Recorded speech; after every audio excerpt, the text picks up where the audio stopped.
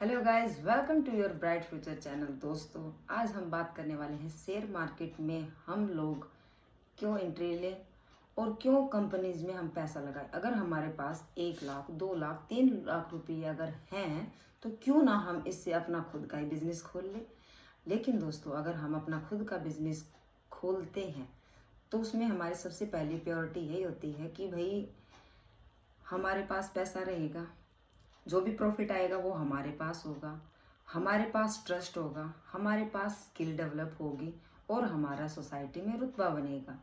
ये भी best thing है, ये भी अच्छी सोच है। अगर आपको अपने ऊपर भरोसा है, आपको अपने ऊपर कॉन्फिडेंस है, तो आप खुद का बिजनेस डेवलप कर सकते हो और खुद का बिजनेस करके आप उसमें पैसा लगा सकते हो।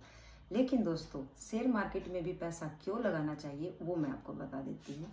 शेयर मार्केट में दोस्तों अपने बिजनेस की जगह वहाँ पे पैसा क्यों लगाना चाहिए।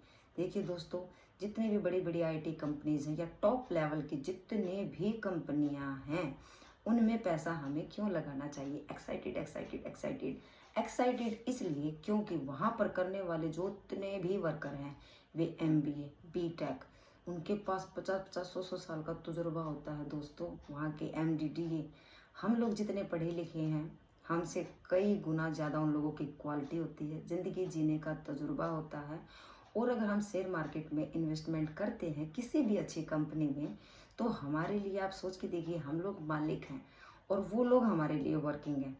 यानी कि टॉप क्लास की हायर एजुकेशन रखने वाले लोग कंपनियों में पैसा लगाते हैं और कंपनियों में अपना डेडिकेशन पूरा पूरा देते हैं। हमें सिर्फ उन पर भरोसा बना के चलने की ज़रूरत होती है। खुद से ज़्यादा भरोसा तो दोस्तों हमें किसी पर भी नहीं करना चाहिए। लेकिन फिर भी शेयर मार्केट में हम लोग अगर ढंग से समझ के स्किल से एजुकेशन पर्पज अपना पूरा प्रोसेस कंप्लीट करके और समझदारी के साथ अगर आगे बढ़े तो शेयर मार्केट में सारी कंपनियां हमारे लिए काम करती हैं। जितने भी वो वर्कर्स होते हैं हमारे लिए काम कर सकते हैं। और मुझे नहीं लगता कि हम अपनी सोसाइटी के अकॉर्डिंग, क्योंकि हम लोग मिडिल क्लास फैमिली से होते हैं, हम लोगों में उतनी समझ होती है कि हम इतना बड़ा सेक्टर अपने आप खड़ा कर सकें। सबसे मेन रीज़न यही है, अगर आपको अपने ऊपर कॉन्फिडेंस है, आपके पास कोई अच्छी स्किल है, तो आप अपने पैसे को अपने ही बिजनेस में लगाइए, उससे आपको श्योरिटी बनी रहेगी।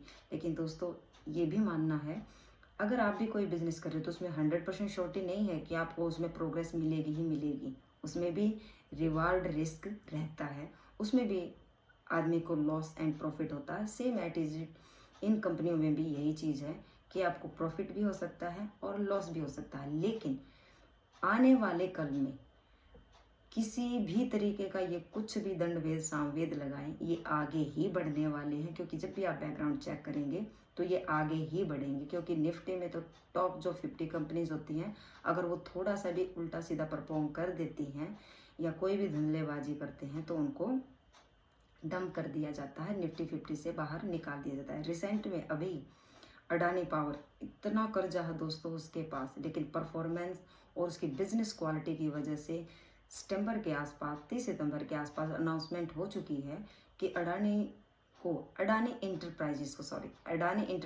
को निफ्टी 50 में शामिल कर लिया जाएगा और श्री सीमेंट जो थोड़ा सा कम परफॉर्मेंस कर रहा था उसको आउट ऑफ कर दिया जाएगा। तो यहाँ पर बात ये हो गई कि हम अपने पैसे को खुद के बिजनेस में लगाएं या कंपनी के बिजनेस में लगाएं।